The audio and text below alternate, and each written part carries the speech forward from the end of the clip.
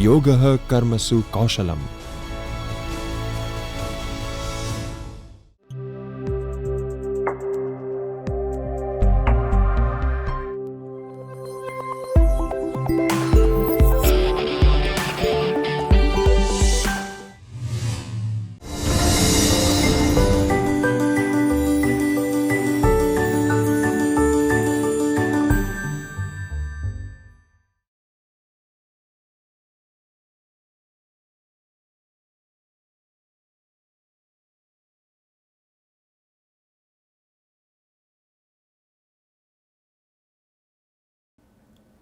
In this video, we are going to discuss the several issues in teaching speaking while teaching English as a second language.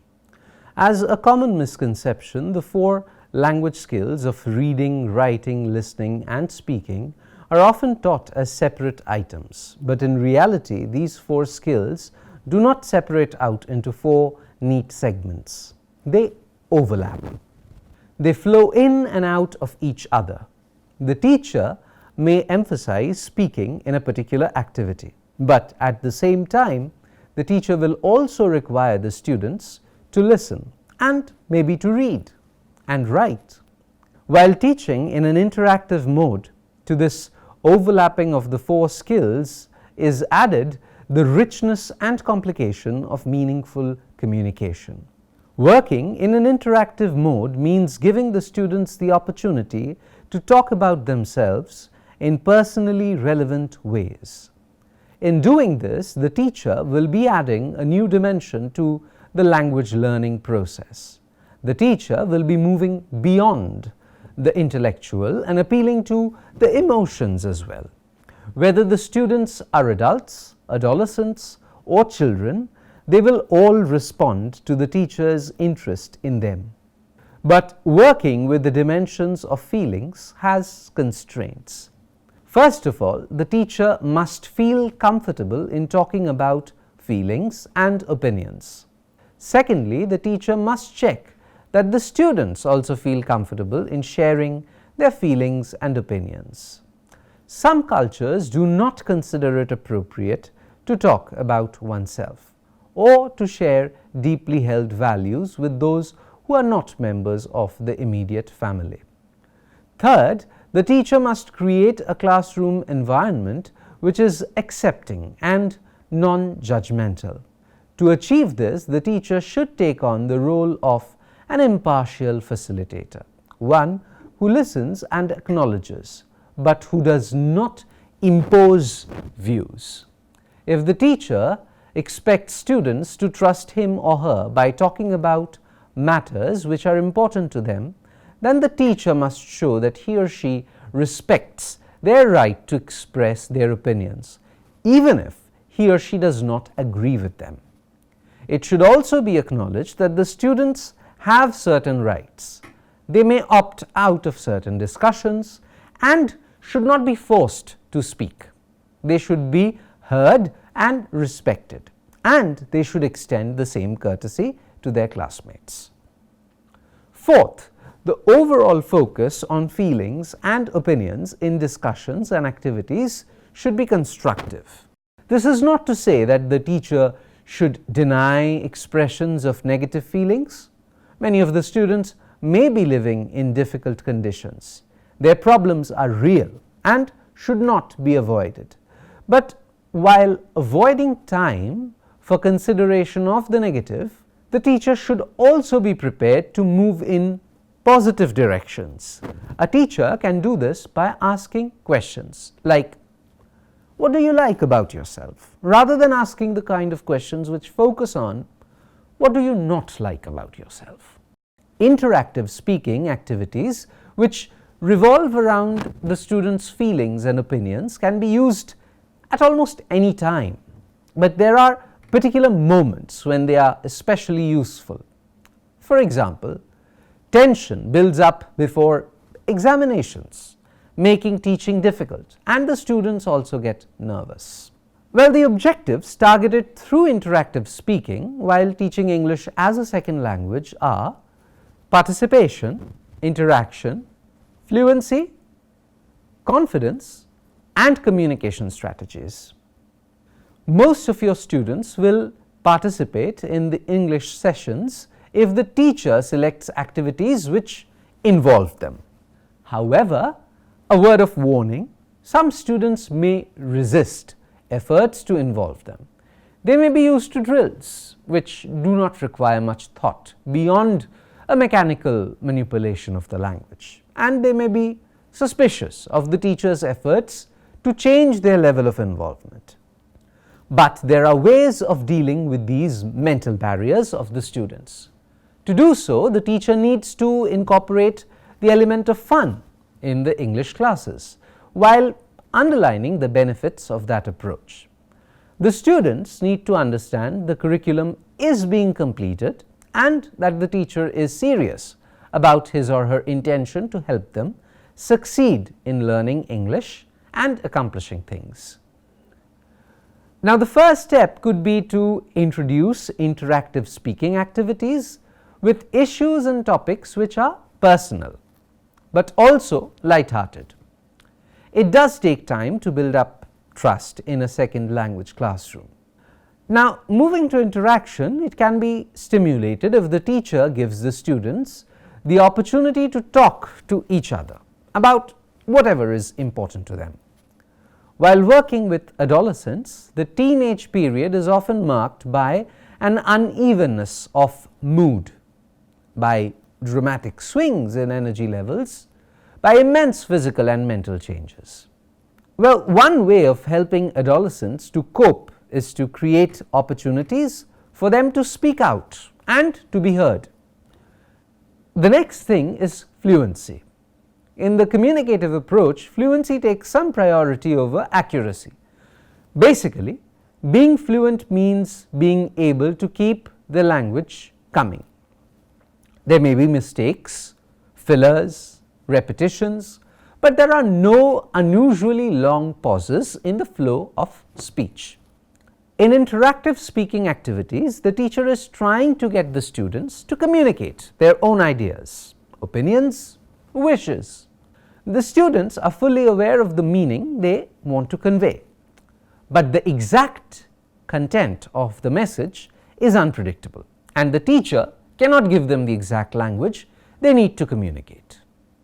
Now, as a result, the students will not always be accurate in their use of the language. But this is not important as long as the speakers are able to be understood. The emphasis on fluency implies two things. First, the teacher's error correction policy should reflect this emphasis. Particularly in speaking, it is important that the teacher should encourage the risk takers. This is often a simple process of listening to what is said and giving feedback on the message rather than interrupting to correct pronunciation or grammar. This is not to say that errors should not be corrected, but interactive speaking activities is not the place to do so.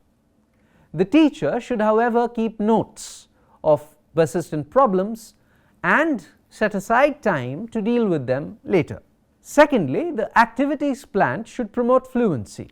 The teacher needs to find ways to stimulate the students so that they want to speak, and this wanting to speak overcomes their inhibitions about expressing themselves in English.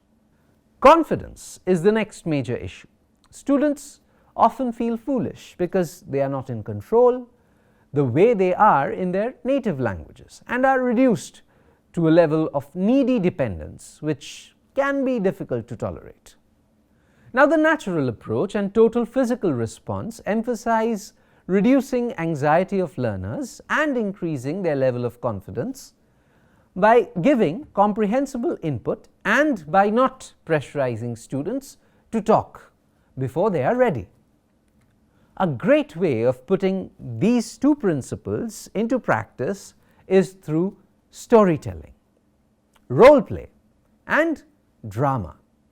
The comprehensible input comes from the teacher telling a story, for instance, and while not pressurizing the students, especially the beginners, to speak before they are ready, the teacher can still build an increasing degree of involvement.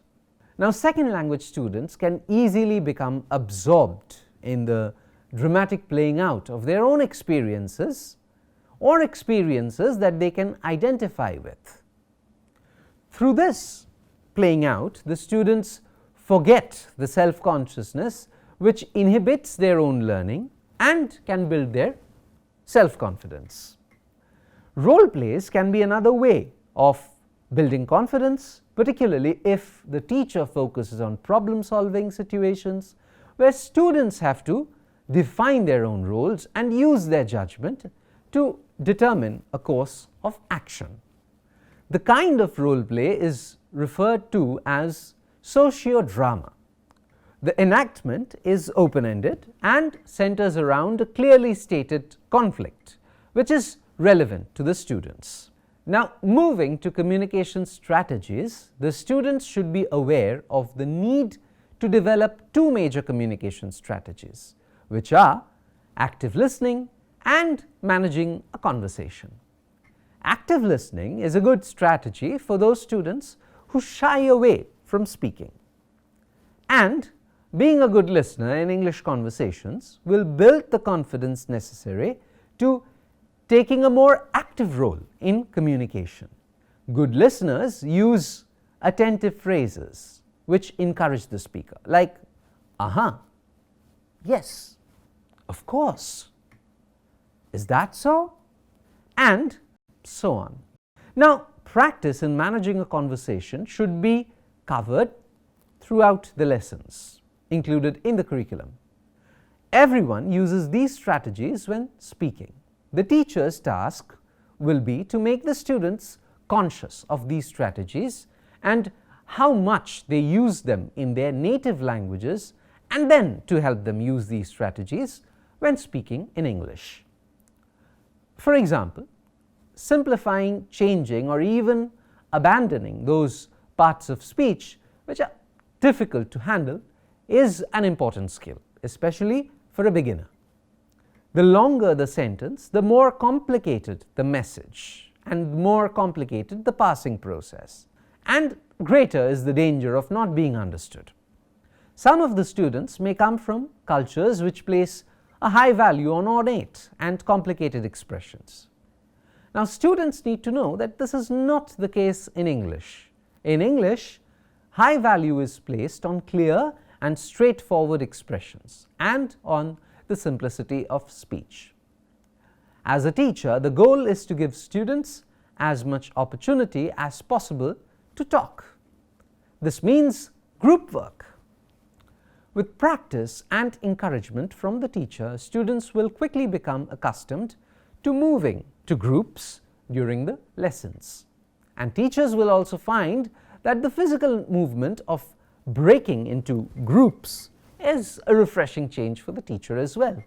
While teaching speaking, the students are being asked to perform, to speak in front of their classmates. As a result, many of the students may experience stress during these activities. Now, whether the anxiety is a help or a hindrance often depends on the degree to which it manifests itself in the students. For example, no anxiety might result in a student's not caring or not putting any effort into speaking English. Too much anxiety might block the process of learning, but a small amount will bring the students to an optimal state of alertness. Now, the teacher's role is to monitor this level of anxiety, and while not aiming to totally remove it, to make sure that this level is kept reasonably low. I hope this discussion added to your existing ideas and it will help all of you in the classroom. I wish all of you a great time teaching. Thank you.